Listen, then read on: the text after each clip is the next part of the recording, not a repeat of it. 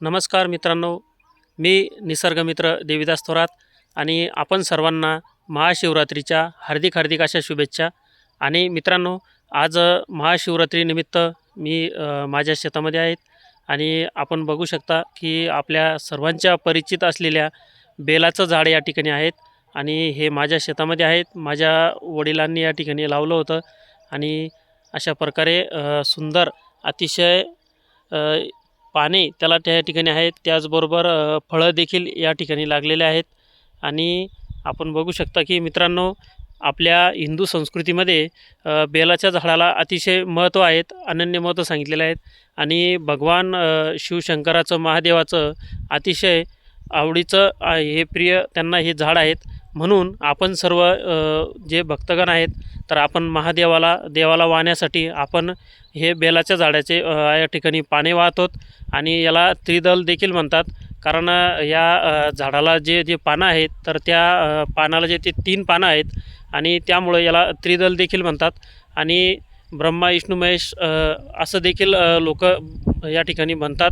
त्याचबरोबर मित्रांनो, हा झाड आयुर्वेदामध्ये आणि शास्त्रामध्ये आपण या झाडांना अनन्य महत्त्व का दिलेलं आहे, तर त्याचं कारण आहे की हे झाड अतिशय आयुर्वेदामध्ये याचा उपयोग या ठिकाणी देखील आहेत. हे जे बेलाचं झाड आहे, तर याच्या सालीचा देखील औषधामध्ये, आयुर्वेदामध्ये उपयोग आहेत आणि त्याचबरोबर या झाडाची जी पानं आहेत त्याचा देखील उपयोग होतो. आपण महादेवाला या ठिकाणी पानं तोडतो, वाहतो.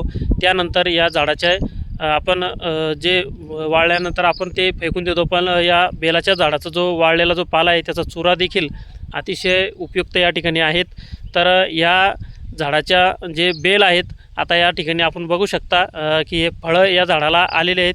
तर हे फळं छोटे असताना, साधारणतः अशा आकाराचे असताना आपण या झाडाचे लोणचं देखील करू शकतो आणि लोणचं देखील आपण तात्पुरत्या स्वरूपाचं आपण यांचं लोणचं देखील या फळाचं खाऊ शकतो. त्याचबरोबर मित्रांनो, या झाडाला जे रस आहेत, आपण यामध्ये या फळं जे आहेत, तर कवटाचं झाड आहेत, तर कवटाच्या झाडासारखं सेम हे फळ असतात आणि लिंबू असतो आपला, त्यामध्ये ज्या प्रकारे बिया असतात त्याच प्रकारे बिया या झाडाच्यामध्ये असतात आणि याचा आपण गर काढून त्याचा पावडर करून देखील आपण घेऊ शकतो रोज सकाळी आणि हे अतिशय उपयुक्त आहे. यापासून आपण शरबत बनवून देखील या फळाचं घेऊ शकतो. त्याचबरोबर मित्रांनो, आता ह्या झाडाच्या वनस्पतीपासून आपल्याला कोणकोणते उपयोग आहेत, तर आपण जाणून घेणार आहोत. मित्रांनो, आयुर्वेदामध्ये देखील सांगितलेलं आहे, आपण एक वेळेस आयुर्वेदामध्ये नक्की बघावं.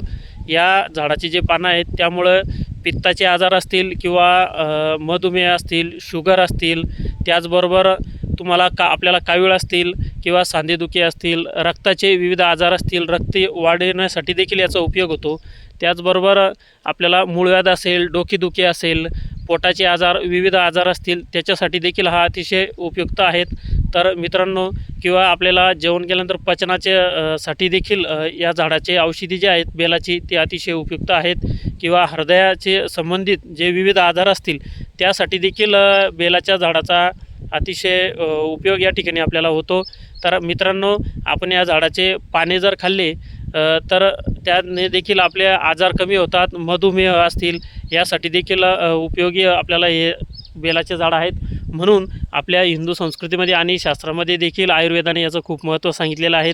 तर अलीकडच्या काळामध्ये आपण दैनंदिन जीवनामध्ये जे वनस्पती आहेत, तर त्यांचं आपल्याला महत्त्व कमी होत चाललेलं आहे आणि आपण सर्वजण तत्काळ या ठिकाणी मेडिसन, गोळ्या वगैरे खाऊन आपण तत्काळ कसं आपल्याला रिझल्ट येईल. मित्रांनो, या सृष्टीमध्ये जे निर्मात्याने हे जे आयुर्वेदिक जे वनस्पती, पाले, झाडे जे निर्माण केलेले आहेत, याच्यामध्ये खूप शक्ती आहे आणि यापासूनच त्या वनस्पती औषधी बनतात. त्यामुळं अशा वनस्पतींना आपण प्राधान्य देणं गरजेचे आहे, त्यांचं संगोपन करणं गरजेचे आहेत. प्रत्येक वनस्पती असतील, या सर्वांचं महत्त्व मध्ये या ठिकाणी आहेत. आणि त्याचबरोबर सर्वांना महाशिवरात्रीच्या शुभेच्छा. आणि आज माझ्या शेतामध्ये या बेलाच्या झाडाच्या खाली असलेल्या महादेवाच्या पिंडीजवळ या ठिकाणी आम्ही बेल या ठिकाणी वाहून या ठिकाणी महाशिवरात्रीचं या ठिकाणी पूजन केलं. आणि मित्रांनो, प्रत्येकानं वनस्पतीचं या ठिकाणी रक्षण करावं, संगोपन करावं, हा माझा या ठिकाणी हेतू आहे.